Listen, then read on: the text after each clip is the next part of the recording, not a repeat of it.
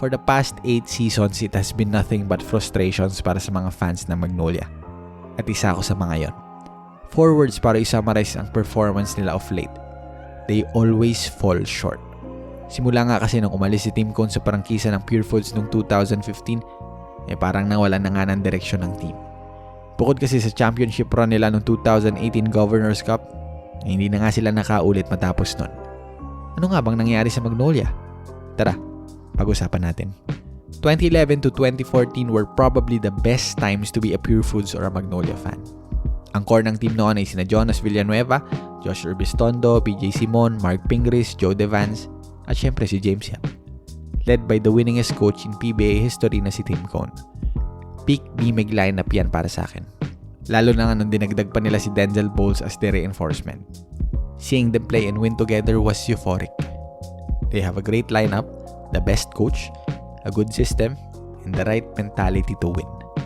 Kaya enter 2012 Commissioner's Cup Finals. Ito yung prime example ng talo na nanalo pa. And this is probably the best Game 7 of the PBA Finals na napanood ko. And I'm not saying this dahil BMIG fan ako. This game was just too intense and it was too good kahit kaninong team ka pa. Okay, sige. Balikan natin. Ironically, sa series decider na ito, the Llamados were down for the majority of the game. They were even down 6 points with only a minute left in the fourth quarter. So how did they pull through? 3 things. Defense, composure, coaching. They made key stops and they scored nung kailangan nila, adjusted sa depensa na binibigay ng TNT, and they took advantage of the Katropas foul troubles. Shot clock down to it. Here's Jimmy. Jimmy Byron travel. Ball's alive. Castro fakes and he is blocked. Tatakbo si Urbistondo. Here's Joshua Urbistondo. Crossover dribble. Basket is good! Oh, what a drive by Urbistondo. What an unbelievable drive. Plain and simple. It all goes back to excellent coaching and composure. Sino nga pa kasing makakalimot sa ice-cold free throws ni Bowles to send the game to OT? At pagpatak na overtime, remember this, lalo na mga Purefoods fans dyan. Denzel just took over, and the rest was history. 3 conferences after, grandslam run naman ang binigay ng noong San Mig Coffee Mixers sa kanilang prangkisa. 4 na sunod-sunod na kampyonato nga ang naiuwi ng Coffee Mixers mula 2013 hanggang 2014 Governors Cup. And in hindsight, yun na pala ang peak ng Purefoods dominance in the PBA. After nun kasi, it was just a downhill trajectory para sa franchise. 2015 to 2016 naman were probably the worst times to be a Purefoods fan. Kakalis lang ni Tim Cone at nasa transition at adjustment phase pa ang team sa bago nilang management. Jason Webb was the replacement coach and I have one word to describe his coaching stints sa Star Hotshots. Disastrous. Bakit? Under Webb kasi, quarterfinals lang ang pinakamalayong narating ng Hotshots. At in his last conference, hindi pa nga nag-qualify ang team sa playoffs. They finished 11th out of the 12 teams sa eliminations. Imagine that. A team as stuck as the Hotshots, finishing second to the last sa eliminations, that was just bad coaching. And that was their worst finish in recent franchise history. And kung hindi pa yun sapat na insulto sa mga diehard fans ng Purefoods, eto na yung dahilan kung bakit ko nasabing worst times ito to be a fan. Because they even traded James Yap that same conference. October 13, 2016, hindi ko malilimutan yung date na yan. James Yap was traded for Paulie. I would still reverse this trade today if I can. Sa tingin ko kasi ito talaga yung move na naging parte ng paglubog ng kanilang prangkisa. Siguro on paper it was a good decision to trade a 34-year-old player who is well past his prime to a 27-year-old Paulie who was just peaking by then.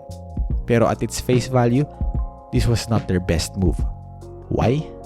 Number 1, they lost a great number of fans for sure. Muntik na nga ako eh. Number 2, they traded away the heart of their franchise. And malaki ang impact nun sa ibang members ng team. The role of James in the team was irreplaceable. Kahit sino pang superstar yan. His experience was invaluable to the team, kaya ang daming nagulat nang bigla na lang siyang tinrade ng ganun lang.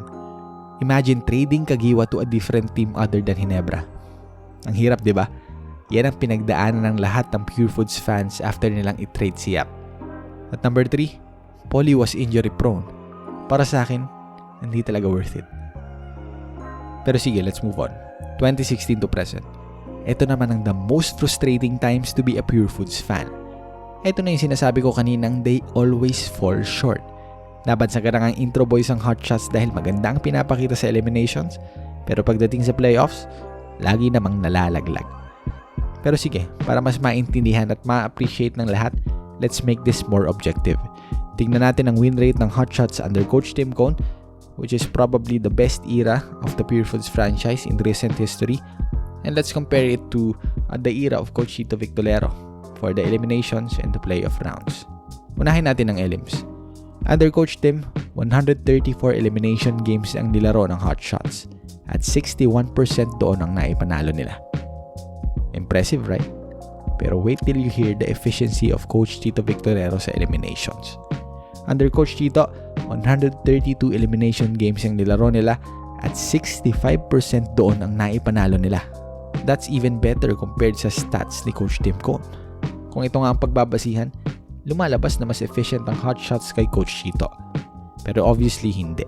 Kaya punta tayo sa efficiency nila sa series. Parehong may 28 playoff series ang dalawang coaches, Victolero winning 16 or 58% of those, samantalang si Coach Tim Cone, 21 out of 28 ang naipanalo niya for Hotshots.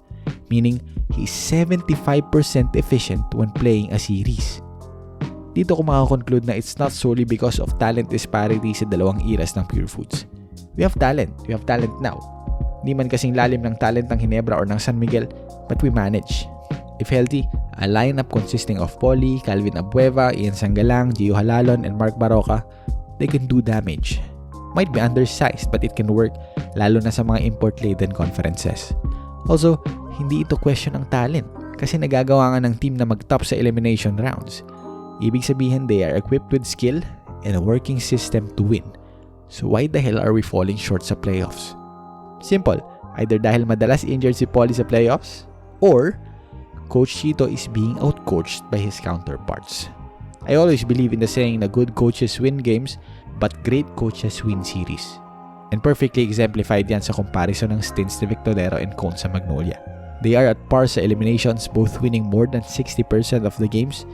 Heck, Victolero was even better kay Coach Tim Cone sa statline na yan. But pagdating sa series, kinakapos ang Hotshots under Coach Tito. And somehow, parang laging ihirap ang team to close a game out. Pansin nyo rin ba? Perfect example nga ang quarterfinal series nila kontra Meralco last conference. We were up 7 points with 2 minutes left in the fourth. Natalo pa. That's just the opposite of their showing sa era ni Tim Cone. Letting up in the dying moments of the game, that is not the Purefoods we know and love. I believe and I'm going to say this bluntly that ang main problem is coaching. The Hotshots has talent, they have a system, they know how to win, but sadly they are getting outcoached in the playoffs. And parang nakakalimutan nila how to close out a tight game. Pero even that is still coaching. I'm still a fan of Magnolia, don't get me wrong. It's just frustrating lalo na sa mga nakaraang komperensya. I do hope mag-improve sila and give San Miguel, Ginebra and TNT a run for their money next season. Sila lang kasi naglalaban. Diba? Maraming salamat sa pakikinig mga sir. Chad TV out.